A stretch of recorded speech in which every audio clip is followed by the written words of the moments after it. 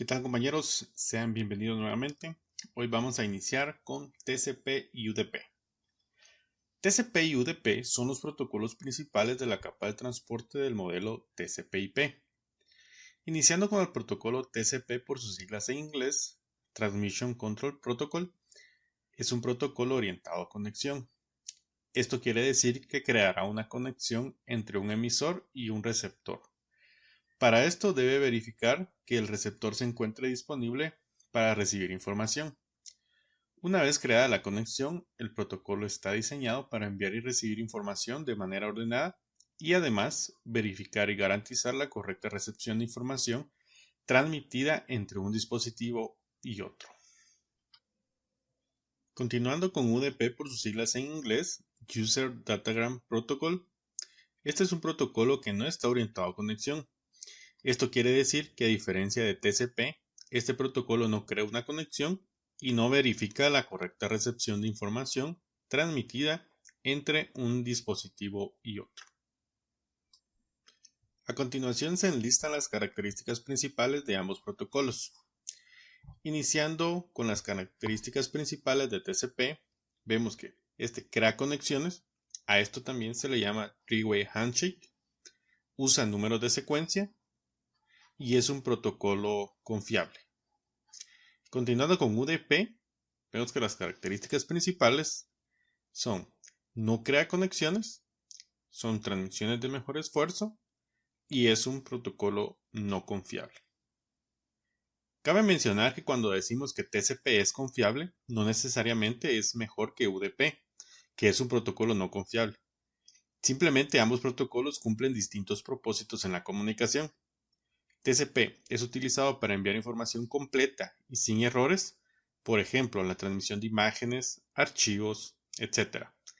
En cambio, UDP es utilizado para enviar información con un mejor esfuerzo, por ejemplo, transmisiones de audio o video en tiempo real, en donde no tiene sentido recuperar la información perdida.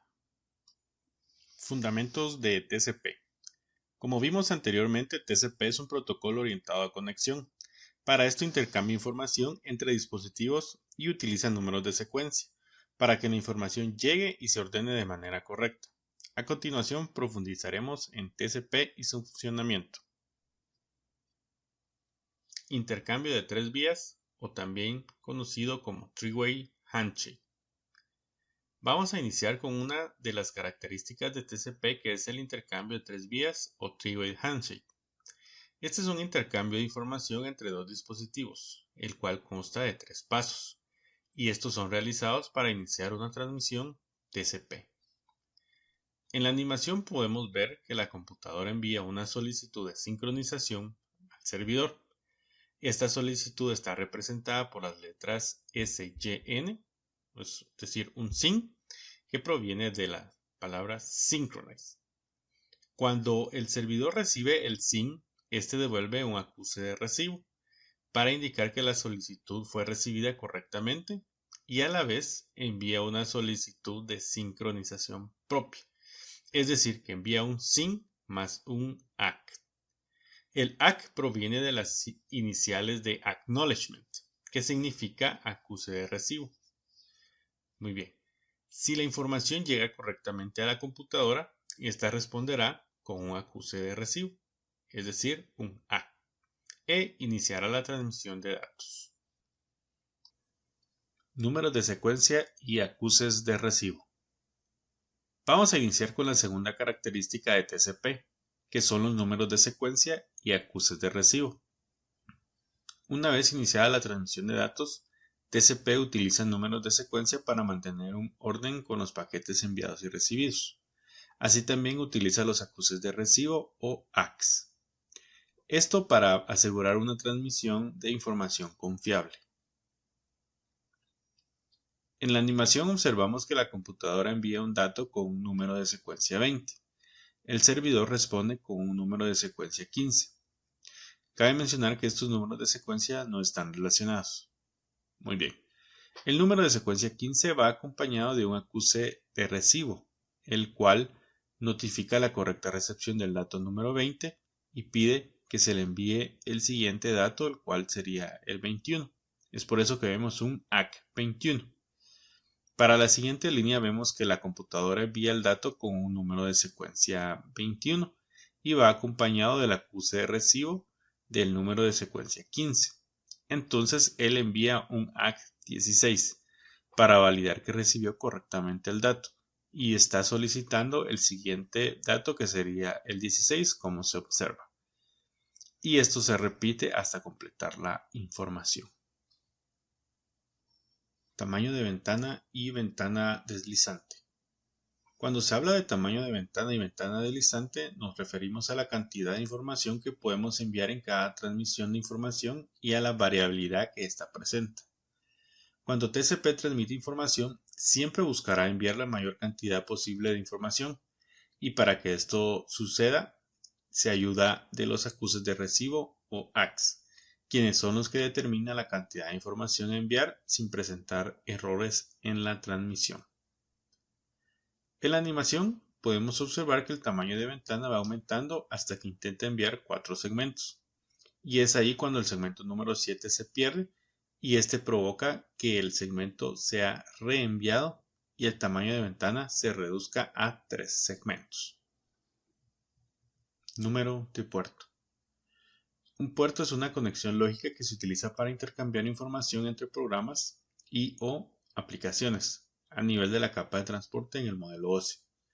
Existen diferentes tipos de puertos los cuales son asignados dependiendo su rango. Existen los puertos well-known o bien conocidos, también llamados puertos de sistema, que van del 0 al 1023. Existen los puertos de usuario en un rango de 1024 a 49151. También tenemos los puertos privados o dinámicos en el rango 49152 al 65535. A continuación se presentan los puertos más comunes y utilizados. Iniciando con los puertos más comunes de TCP, tenemos el puerto 21, FTP, que es un File Transfer Protocol. Este es un protocolo de transferencia de archivos. Siguiendo con puerto 22, SSH, es un Secure Shell. Este provee acceso virtual a terminales de sistemas remotos, ya sea en una LAN o Internet, de manera encriptada. Puerto 23, este es un Telnet o Teletype Network. Este provee acceso virtual a terminales de sistemas remotos en una LAN o Internet, al igual que SSH, solo que este lo hace de manera no encriptada, es decir, en texto plano. Continuando con el puerto 25, este es un SMTP, Simple Mail Transfer Protocol.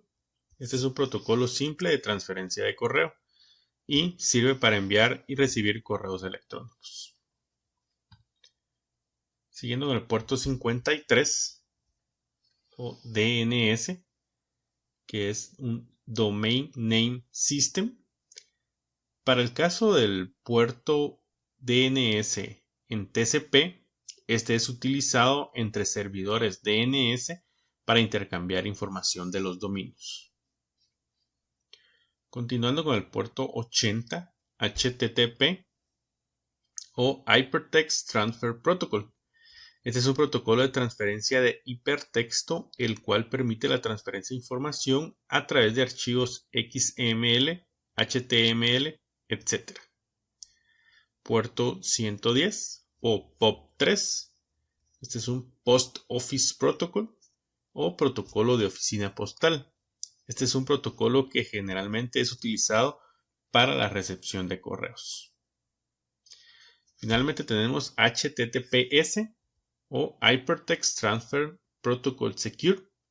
Esta es la versión segura de HTTP, es decir que la información va encriptada.